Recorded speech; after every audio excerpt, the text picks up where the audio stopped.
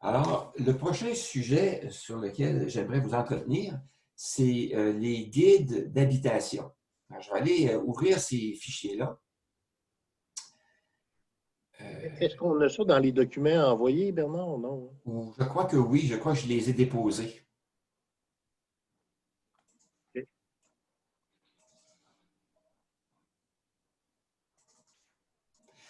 Alors, qu'est-ce que c'est que les guides? Je vais vous le partager à l'écran à l'instant.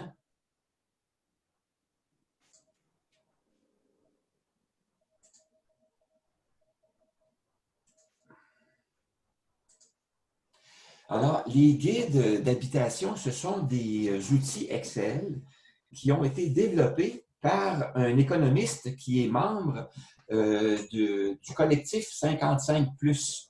Je vous ai déjà parlé, je pense, du collectif 55+. Oui.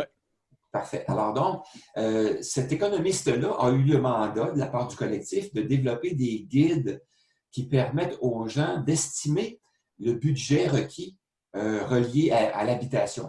Puis il a fait des guides qui sont distincts pour les maisons unifamiliales, les maisons de ville, les condos, les gens qui sont à logement et aussi pour les déménagements. Et c'est des guides distincts de sorte que ça permet aux gens qui s'intéressent à la planification de ces dépenses-là de voir clair dans leurs finances. Alors moi, je trouve ça intéressant parce qu'on est rendu à traiter aussi le sujet du budget.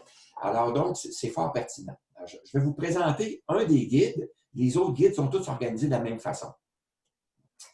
Alors voici. Alors ce guide qui s'appelle Maison unifamiliale permet de calculer au moyen d'une série de grilles le coût des dépenses annuelles pour vivre dans une résidence unifamiliale. Les différentes composantes sont variables selon qu'il s'agisse de dépenses immédiates ou futures. Les cases blanches dans les grilles permettent d'entrer les coûts réels pour un type de logis et même de projeter des travaux à budgéter tout de suite ou pour le futur. Le tableau synthèse dans la partie inférieure de la grille se met à jour instantanément et présente le résumé des dépenses basé sur les informations qui ont été entrées. Vous pouvez donc changer les données à votre guise et faire des simulations. Pour passer au simulateur, débuter la séance de travail, cliquez en bas de la page sur l'onglet. Là, on était dans l'onglet Guide, on va cliquer sur l'onglet Maison unifamiliale. Alors, vous devez voir à l'écran la grille qui correspond. Bernard, s'il vous plaît, est-ce que tu pourrais grossir un peu le... Oui, je vais augmenter la taille des caractères. Grossir, ça, je le fais de façon involontaire. Que j'ai une bonne fourchette. Alors voilà. Est-ce que tu peux voir plus clairement, Louise? Oui. Parfait. Merci. OK. Alors, donc, ça ne s'adressait pas à toi, là, mon commentaire. Moi, j'aime ça rire, mais j'aime ça vous voir rire aussi, alors j'en ai profité. Ah. Alors, donc, cette grille-là vous permet d'entrer, il y a différentes sections à la grille. La première grille, c'est la grille qui porte sur les frais de base essentiels pour une résidence unifamiliale ou un jumelé. La deuxième grille, c'est la grille des dépenses d'entretien extérieur pour une résidence. La troisième grille, les dépenses d'entretien intérieur.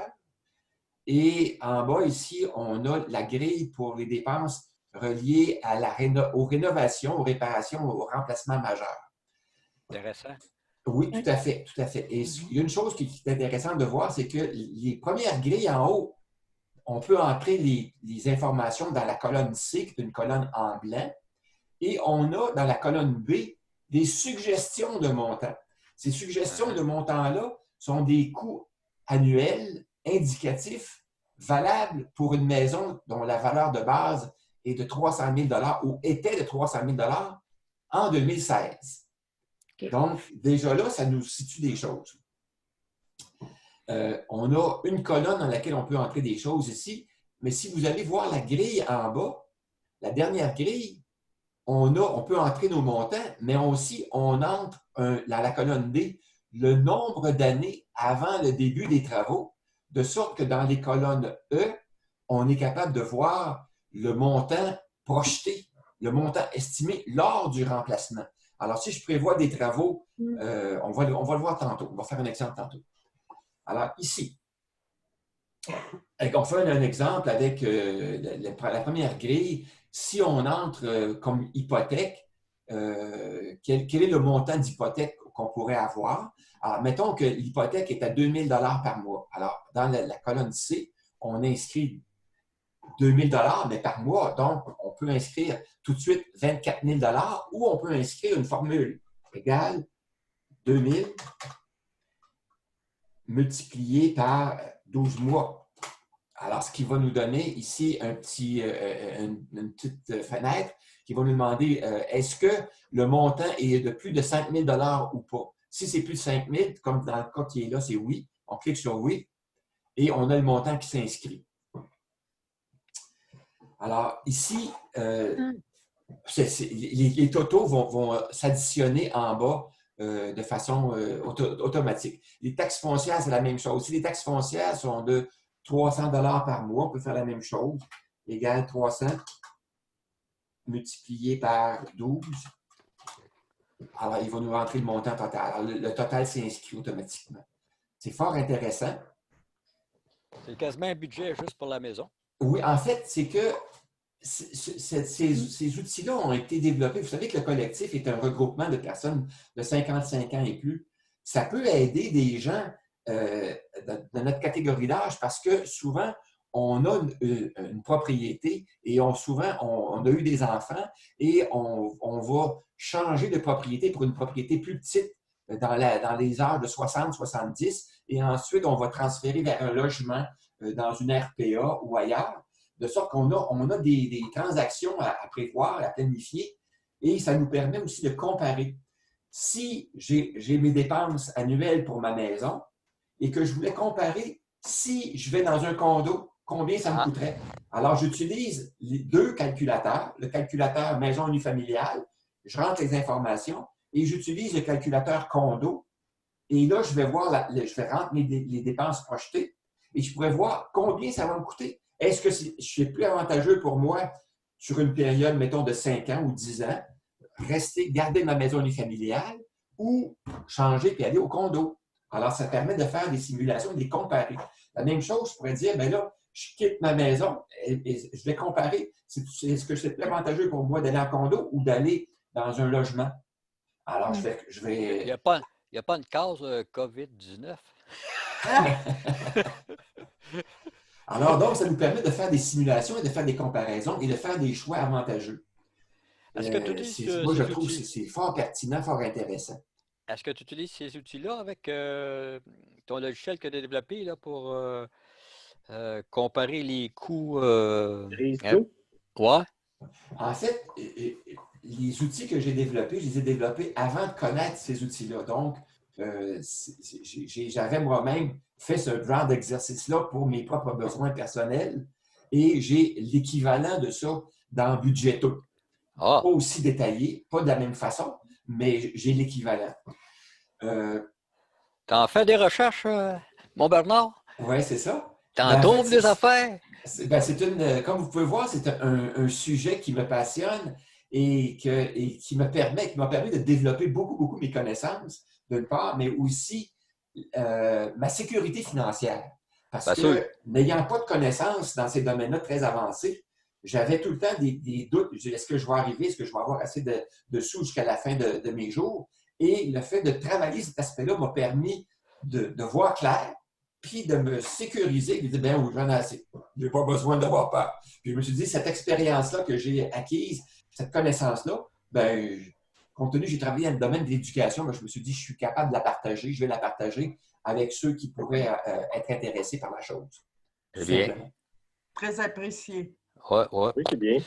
Franchement, là. Alors donc, je suis content que vous puissiez en profiter. Ça, je peux vous dire ça. Merci. Là. On va aller voir la grille du bas. La grille du bas, elle contient une colonne de plus. Alors, on va faire un exemple. Mettons que j'ai une cheminée dans ma maison qui va me nécessiter un entretien ou des coûts de réparation. Alors, si je fais les réparations aujourd'hui, combien ça me coûterait? Mettons que ça me coûterait 4 500. Alors, je vais inscrire égal avec la cellule précédente. Il me l'a inscrit tout de suite, 4500. Mais je prévois faire cette réparation-là dans 5 ans. Alors, je marque 5 ou 5. Je marque 5 ans et il m'indique quel est le montant du remplacement. Il a fait donc l'augmentation du coût au prorata de l'inflation et il me dit, voici ce à quoi ça correspond si vous voulez vous créer un fonds de prévoyance. Si vous voulez mettre de l'argent de côté pour cette dépense-là que vous allez faire dans 5 ans, mettez 1043 $ de côté par année pour cette dépense-là.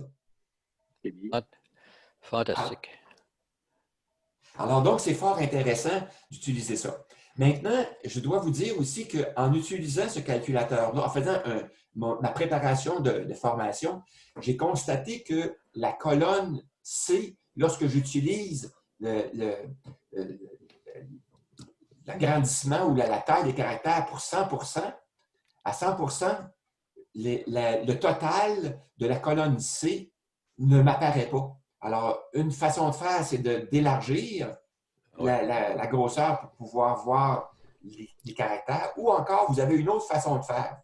Si vous voulez maintenir ça en petit pour en voir plus, vous pouvez sélectionner toute la grille au complet.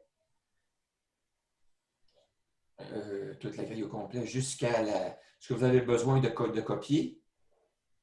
Ici.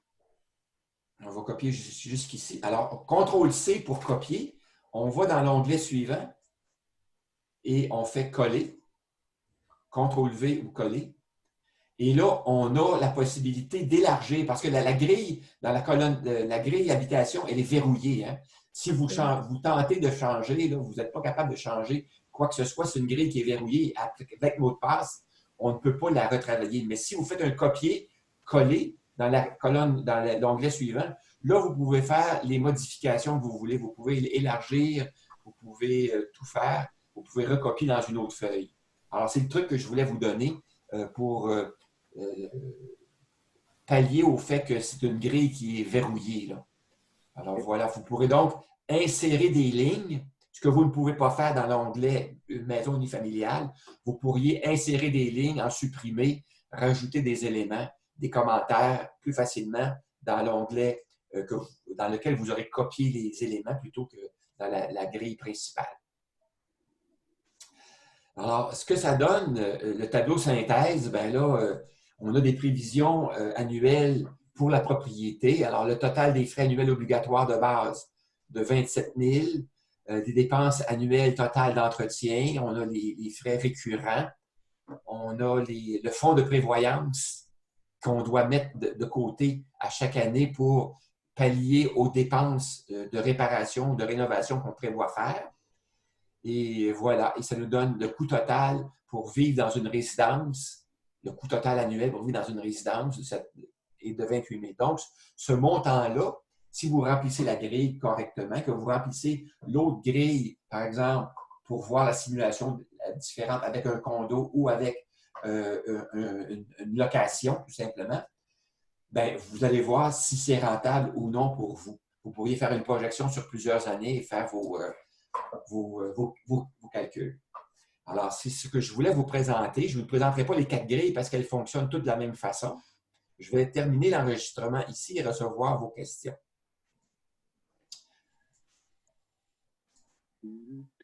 Bougez pas, share, stop. Et puis, stop record.